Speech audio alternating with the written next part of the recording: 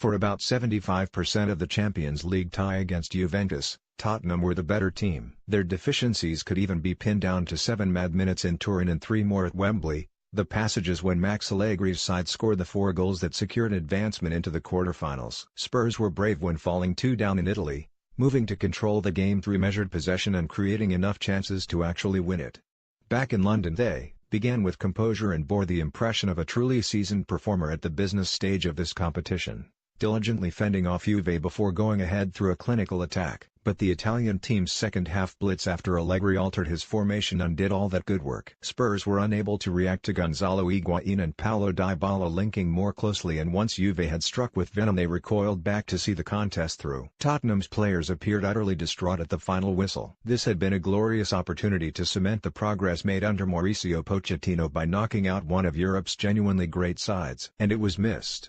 So there are more plaudits for performance, but once again the result fails to satisfy, and questions inevitably arise as a consequence. Sportsmail examines what it means for the club in key areas. Pochettino's position. The Argentine is rightly lauded for transforming Spurs on a fraction of the financial muscle of other elite Premier League sides. The style he dictates appeals to neutrals, and his firm governance of the club in an age when managers are as disposable as ticket stubs earns admiration. But he is 46 now and well past the stage of being regarded as an exciting young visionary. José Mourinho had won the Champions League with Porto and 2 Premier League titles at that age. Jurgen Klopp had claimed 2 Bundesliga crowns. Pep Guardiola is 47.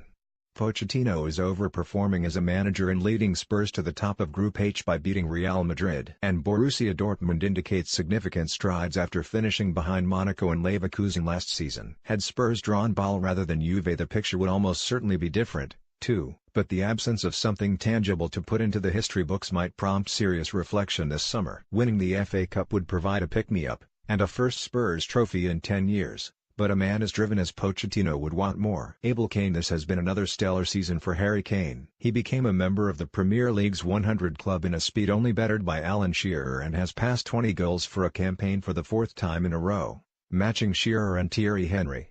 In all he has 39 goals in 42 games for club and country, and much of England's hopes for Russia rest on his shoulders. His finish in Turin was another example of his world-class ability, and his late header at Wembley, albeit from an offside position, was inches away from forcing extra time. Ultimately, though, Giorgio Chiellini won the personal battle and Kane was unable to influence the game like he would have wanted. For somebody who overcame numerous setbacks to force his way onto such a platform, this latest disappointment is only likely to fire him further. How long that continues with Spurs remains to be seen.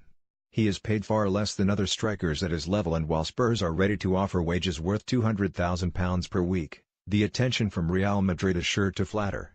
Kane, who turns 25 in July, would be forgiven for enviously observing Zinedine Zidane's side once again marching on in Europe. Dele's decision. Real have also monitored Dele Alli's progress, although the 21-year-old has not enjoyed a great personal season. Some observers suggest his decision to switch agents and the various discussions associated with that process had an impact on his form. But he still has 9 Spurs goals for the campaign, including 2 against Real, and the standard he has reached for a player of his age should not be underestimated. Against Juventus there was a delicious flick in the second half to spark an attack, but he did not hide his deep frustration at being removed by Pochettino for Fernando Llorente in the closing stages of the game. A new contract is also in the works to more than double his salary from the £50,000 per week deal signed to 2022.